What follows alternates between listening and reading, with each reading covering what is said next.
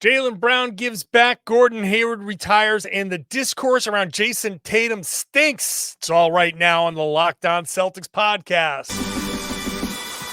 Thanks to Blockbuster brand, it's holiday season, drop Drew in the mix. And 3 from KP, no we not on the Knicks. Flushing competition like Al on Giannis. Juice and Big Deuce, still Beantown's finest. Banner 18 going up in the rafters. Watch the C's game in locked on after. Karalis on the breakdown, clutch like a tip from D. White on the breakdown. John on the mic, documenting domination. Matter pen a back bay, it's all C's nation. Rain and J's, how we started, raising business, how we finish. Locked on Celtics pod, home of the winners.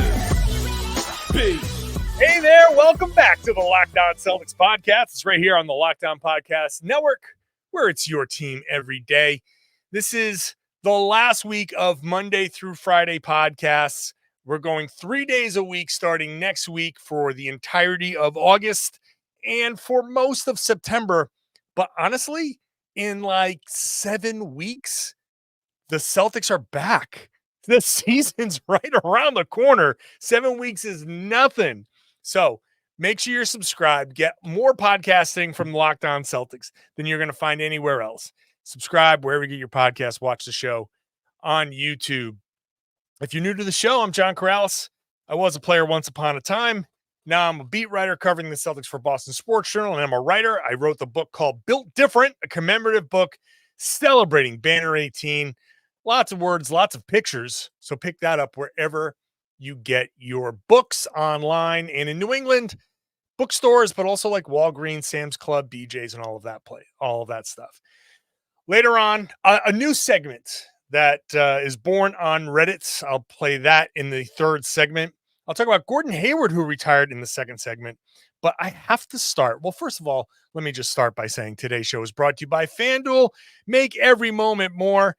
FanDuel is hooking up every customer with a booster bonus every day this summer. So there's something for everybody every day, all summer long. Visit FanDuel.com to get started. Okay, now, Jaylen Brown giving back.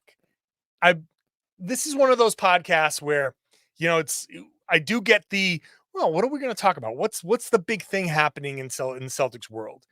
And honestly, the biggest thing in the Celtics world is Jaylen Brown with his Boston Exchange program, a program that has launched now. The story was in the Boston Globe.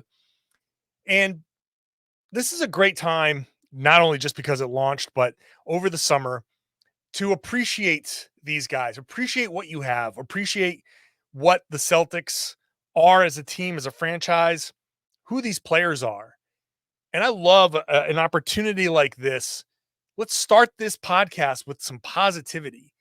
Jaylen Brown is trying to close the racial wealth gap in Boston. It's not a secret. The statistics are what they are. In the United States, in Boston, the gap between minority communities and the white community is great.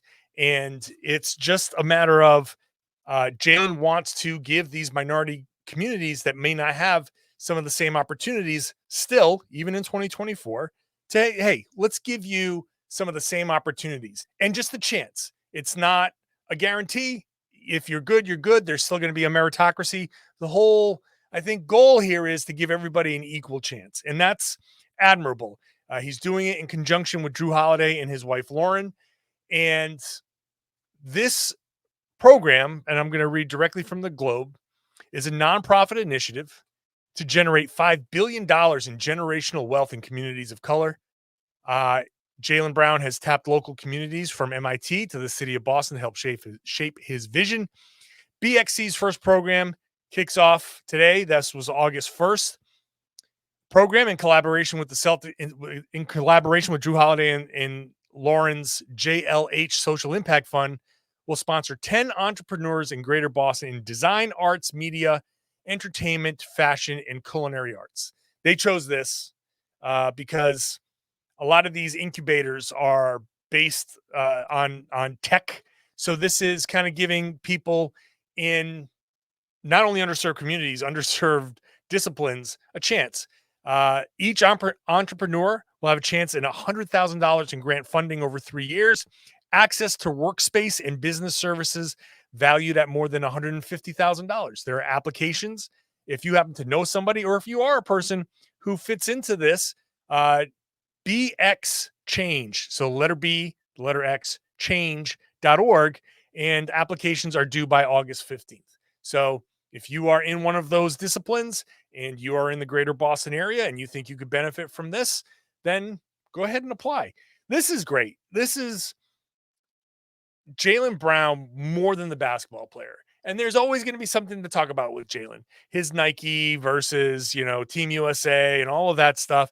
There's always going to be something. And he has said, hey, I stand for some things that I stand for, and it is what it is. It's going to cost me some opportunities for endorsements and blah, blah, blah.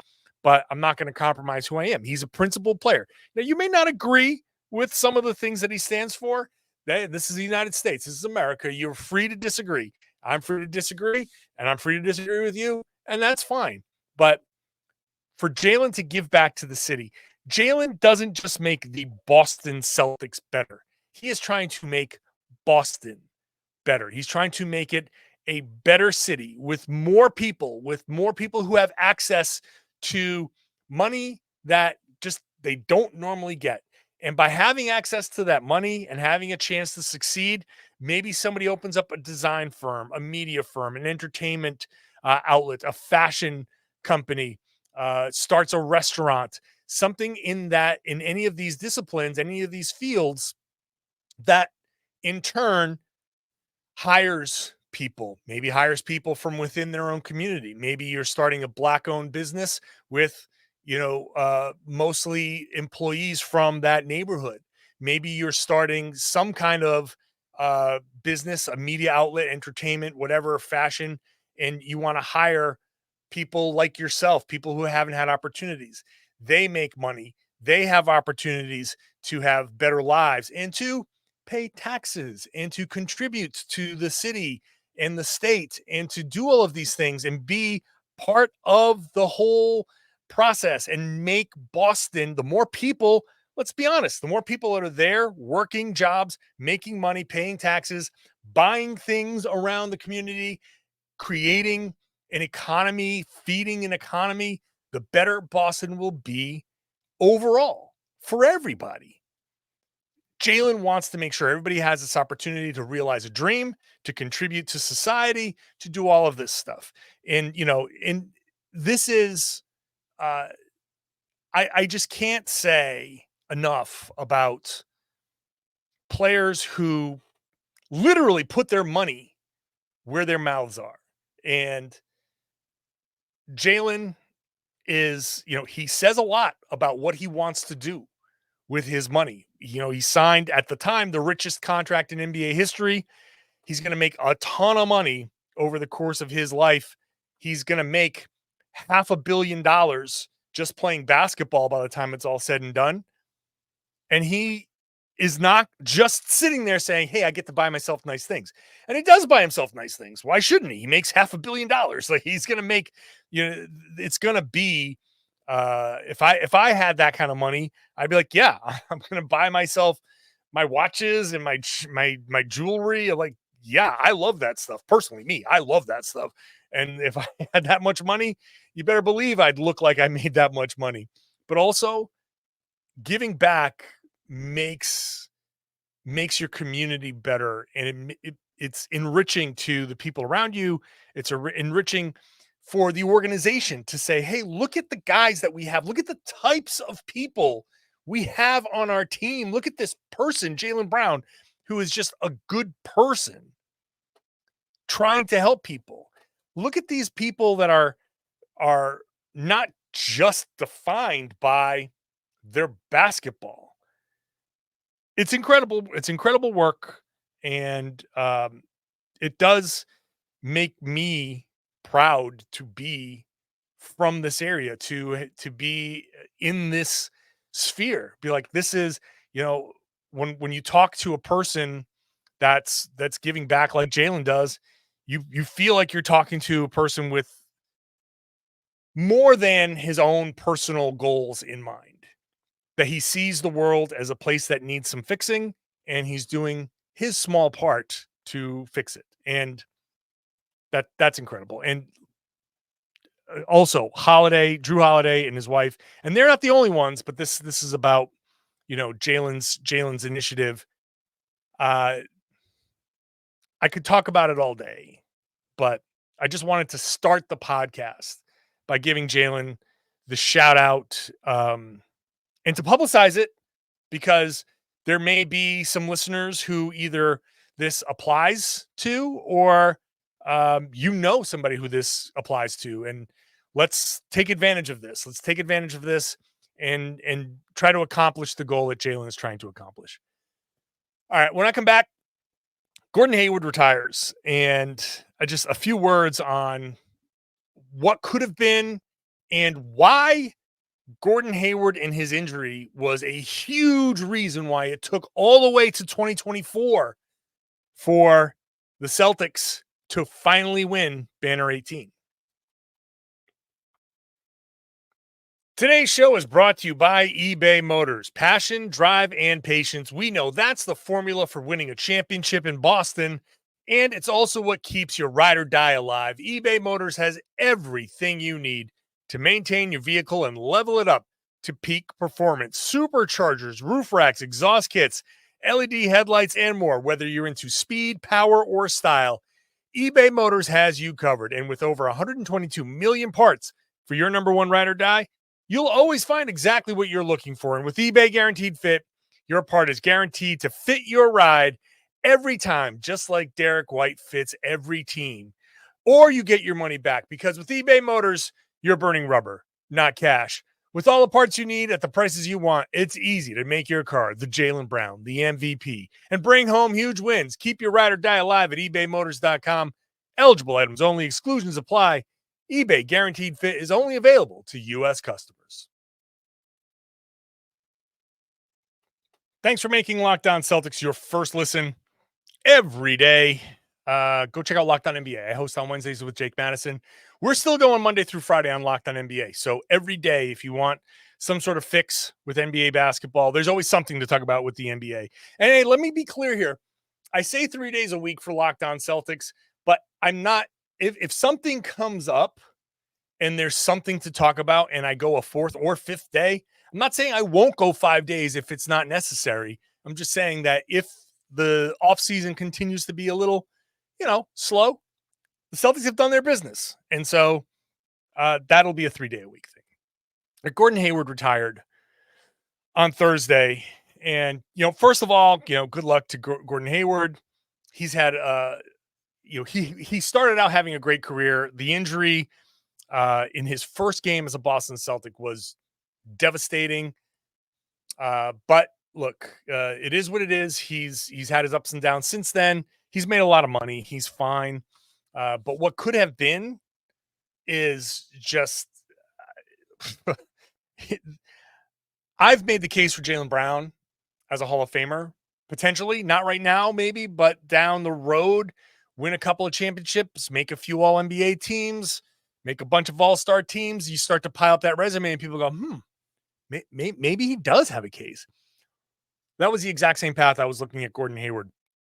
Because when he came over, you got to remember, he was a Western Conference All-Star, and the West was even better than it is now. The Western Conference All-Star selection was huge. He was just an incredible all-around player. Incredible. Super athletic, obviously a great shooter, a great passer. One of the most complete players in the league. I feel like the Celtics could have won a title. I don't know if they would have, because the Kyrie influence, I don't know where his head would have been at. So I don't know where that would have gone. That first season might have been a championship season. It really might have been. A lot of reliance on a rookie in Jayson Tatum and a second-year player in Jaylen Brown that was nowhere near as complete as he is now.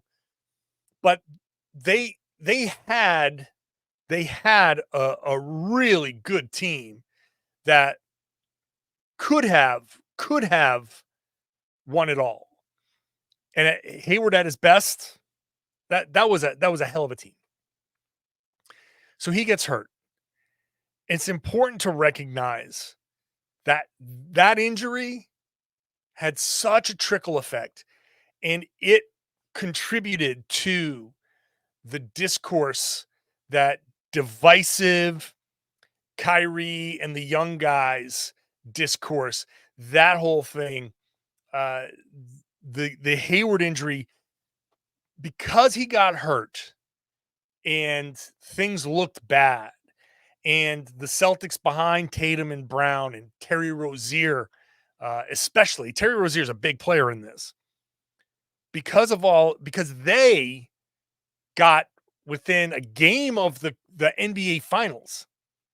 All those young guys were right there on the verge of getting to the NBA Finals. They got a taste of this way too early. Way too early. If Hayward doesn't get hurt and they do get to the NBA Finals, it still would be, well, Hayward is the leader. Tatum, sure, contributing. Rozier maybe contributing. Jaylen Brown contributing. Al Horford, like all of that. That would have been a normal championship with veteran leaders and a guy who's been there before, and or even if they didn't win, getting to the finals, getting as far as they did with just the guys that they had, there wouldn't have been a feeling amongst the young players that, hey, when Kyrie said, I know how to get there, the young guys, they're still figuring it out. They were like, what do you mean we're still figuring it out? We just almost beat LeBron. Jayson Tatum dunks on LeBron, chest bumps him, all of that moment. Terry Rozier goes off, like all of that stuff. They're like, what are you talking about? We don't know. We just almost did it. So if Hayward was healthy, that doesn't happen, right? They don't have that feeling because the veterans would have done it. And then because of the way the team was made up, Hayward comes back. I always harp on this. He had a second surgery before that summer that prevented him from having a summer of 5-on-5 basketball. He breaks his foot, his ankle in the first game of the regular season and doesn't get to play 5-on-5 basketball again until the preseason of the following season. So he doesn't have a summer of ramping up.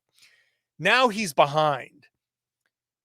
And because he was behind, it caused real issues with guys who were like, hey, he's not ready to play NBA basketball.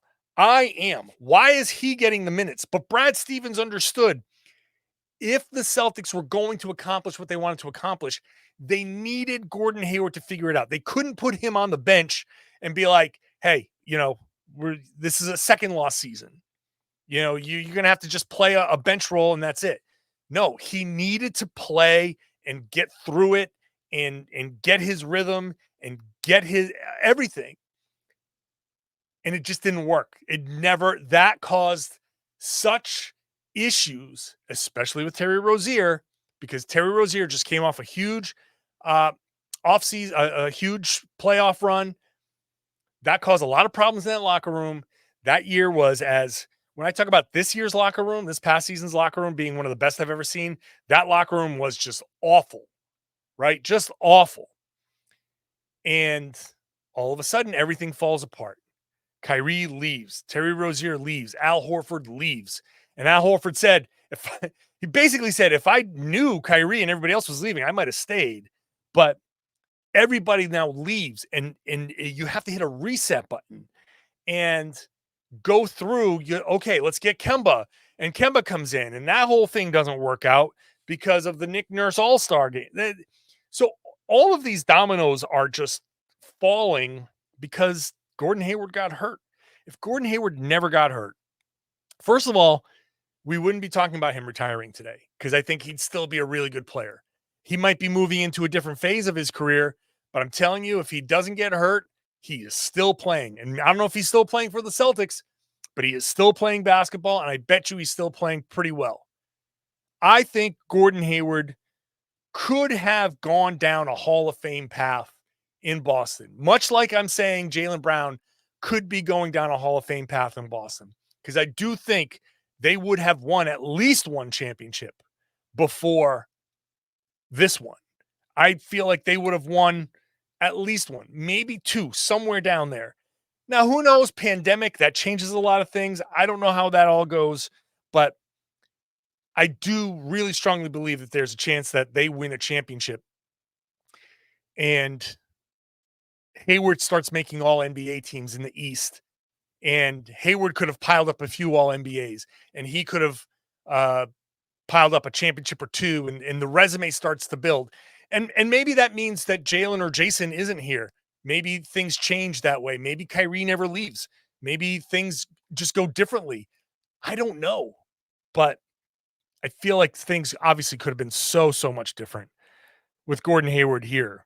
It didn't work out. Obviously, you break your leg like that and have a catastrophic injury. He was obviously never the same after that. And it's a shame. It's a shame basketball wise, but he had a great career. He's obviously was obviously a really good player.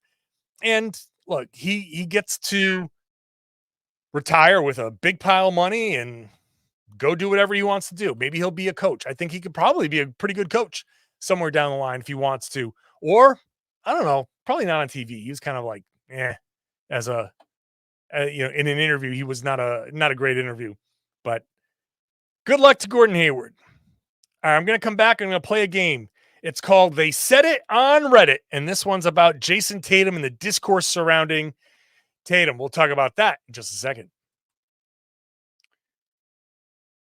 Today's show is brought to you by FanDuel. I love sports. You love sports. We never want our sports to slow down or go away, but around this time of year, it is inevitable. Thankfully, we've got the Olympics to help carry us through, and thankfully, we've got FanDuel. And FanDuel is hooking up customers all summer long with a boost or a bonus every single day. That's right. Something for you, something for you, something for you.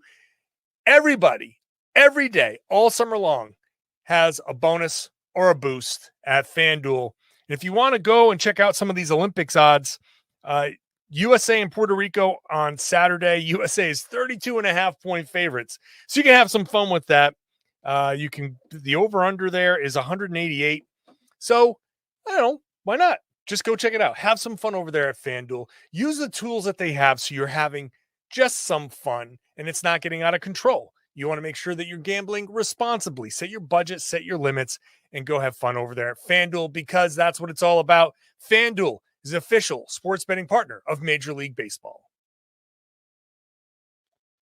Thanks for making Locked On Celtics your first listen every day. Make your second listen Locked On Sports Today. It's streaming 24/7 over there on YouTube or over here on YouTube and on the free Amazon Fire TV channels app.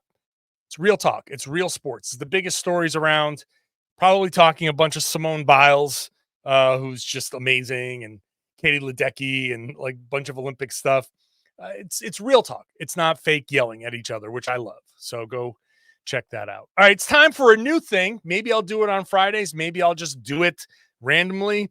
But when it's a great, I think, hopefully, thing that we're going to do here and there throughout this downtime, especially. It's a little thing that I'm calling They Said It on Reddit. I will be cruising through Celtics and NBA Reddit, seeing if there's a good post, some good comments or whatever, and highlighting them over here. Today, I am going to start with Reddit user Sully9614, who says, in part, quote, I legitimately can't take discourse around Tatum anymore. It's driving me insane. I've never seen someone receive so much hate for literally nothing. I simply don't get it. Hasn't done anything off the court. Hasn't said anything remotely outlandish. Doesn't play an unethical style of basketball. Hasn't failed his team out of the playoffs. I could keep going. If you remove his name and the team he plays for to judge solely on accolades and resume, I know he wouldn't be receiving an iota of the hate he is currently getting. Sully, you are 100% right.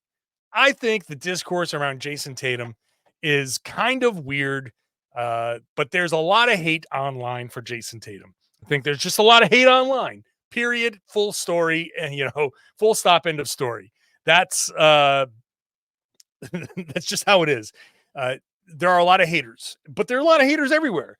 Don't get me started on Trae Young, right? Like, I'm going to just randomly we do it all the time. The Trae Young strays happen on this podcast. I get it.